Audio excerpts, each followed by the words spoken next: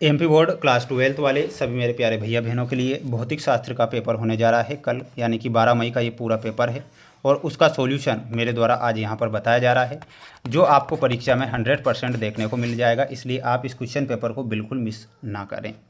Channel पर जितने भी बच्चे हमारे साथ आज नए जुड़े हुए हैं, माय डियर फ्रेंड्स, मेरे सभी प्यारे भैया बहनों को चैनल को सब्सक्राइब जरूर करना है। रिज़ल्ट से रिलेटेड जानकारी और रिज़ल्ट चेक करने का तरीका, सारी की सारी जानकारियाँ बताता रहूँगा। आप सभी बच्चों को चैनल को आज सब्सक्राइब जरूर करना है। आइए शुरुआत करते हैं हमारे प्रश्नों से जो आपको परीक्षा में दिए जाएंगे।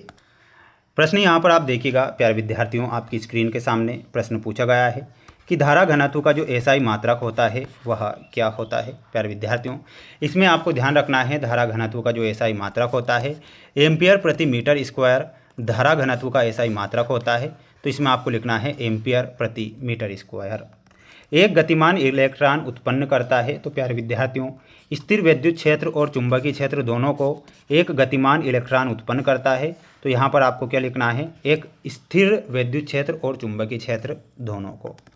सभी स्टूडेंट्स जो भैया बहन हमारे साथ जुड़े हैं, आप वीडियो को लाइक जरूर करें। आपका भाई आपके लिए लगातार मेहनत कर रहा है ताकि आप पास हो सकें। किसी प्रेरकत्व एल में आई धारा प्रवाहित होने पर औसत संचित ऊर्जा होती है। तो औसत संचित जो ऊर्जा होती है, इसमें ध्यान रखना है I1/2LI²।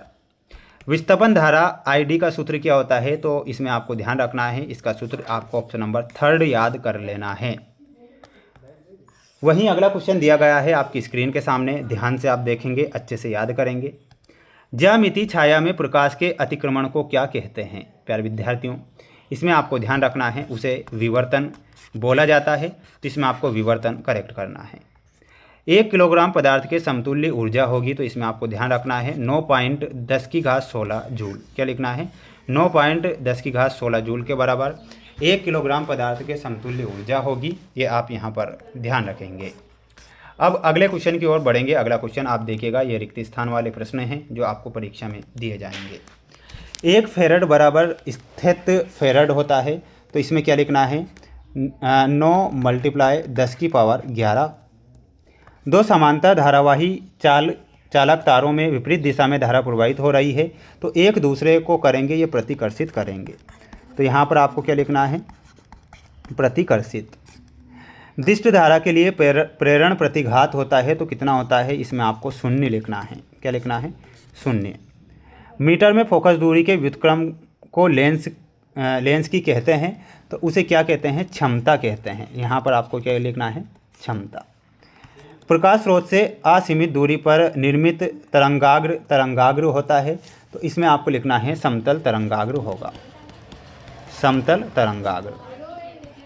इलेक्ट्रॉन का विराम द्रव्यमान होता है। तो इलेक्ट्रॉन का विराम द्रव्यमान होता है 9.1 × 10⁻31 kg।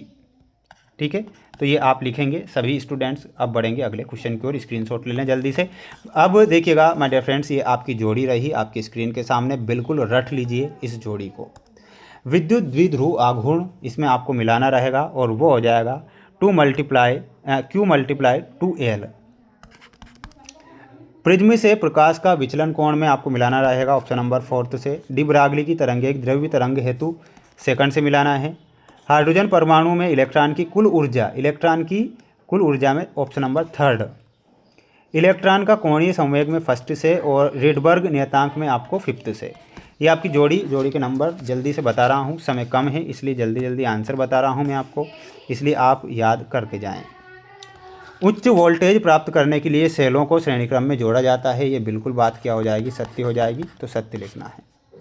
लोह चुंबकीय पदार्थ के चुंबकत्व पर ताप का कोई प्रभाव नहीं पड़ता है, गलत होगा। उत्तल दर्पण सदैव छोटा प्रतिबिंब बनाता है, ये सत्य लिखना है। स्थायी नाभिक की प्रति न्यूक्लियॉन बंधन ऊर्जा 8 MeV से कम होती है, ये गलत होगा। सिलिकॉन और जर्मेनियम दोनों नेज अर्धचालक का उदाहरण है, ये सत्य होगा। तो इसमें आपको सत्य लिखना है। सभी स्टूडेंट्स चैनल को सब्सक्राइब जरूर करिएगा। आप सभी बच्चों के लिए पेपर जो बताए जा रहे हैं परीक्षा में पूछे भी जाएंगे, इसलिए आप याद करें।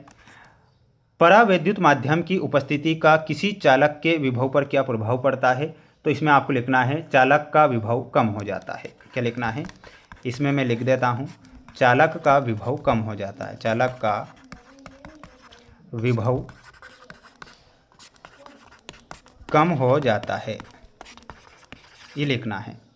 विद्युत चुंबकीय तरंगों का मूल स्रोत क्या होता है? तो मूल स्रोत जो होता है त्वरित आवेश, क्या होता है यहाँ पर लिखिएगा आप, त्वरित आवेश। विकिरण की ऊर्जा एवं आवृत्ति में हमें संबंध लिखना है, तो लिखिएगा आप E बराबर hv। हाइड्रोजन परमाणु की आयनन ऊर्जा का मान ईवी में लिखिए, तो ईवी में कितना हो जाएगा 13.6 ईवी। नाभिकीय विखंडन तथा नाभिकीय संलयन में ऊर्जा उत्सर्जित होने का कारण लिखिए, तो कारण आपको बताना है प्यारे विद्यार्थियों, कमेंट बॉक्स में देखते हैं किसका आंसर आता है। सभी बच्चों को चैनल को सब्सक्राइब जरूर करना है। इसके बाद ये कुछ 2 नंबर वाले क्वेश्चन हैं आपकी स्क्रीन के सामने, आप इन्हें अपनी फेयर कॉपी से याद करके जाएंगे जिससे कि आप परीक्षा में पास हो सकें।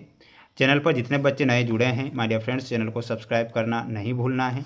आपके लिए ही मेहनत और प्रयास लगातार कर रहा हूँ ताकि आप परीक्षा में किसी कंडीशन में पास हो जाएं और अपनी पढ़ाई को आगे जारी रख सकें। माय डियर फ्रेंड्स, मेरे सभी प्यारे भैया बहनों का बेस्ट ऑफ लक, और सभी से यही कहूँगा कि मेरे द्वारा जो सेट पेपर डाले गए हैं वो सिर्फ मोस्ट के तौर पर मैं बताता हूँ। किसी प्रकार से रियल या वायरल पेपर के चक्कर में आप ना रहें जिससे आपका नुकसान ना हो। अच्छे से पढ़ें, अपनी फेयर कॉपी से पढ़ें, गाइड कुंजी से पढ़ें जिससे कि आप पास हो सकें। जय हिंद।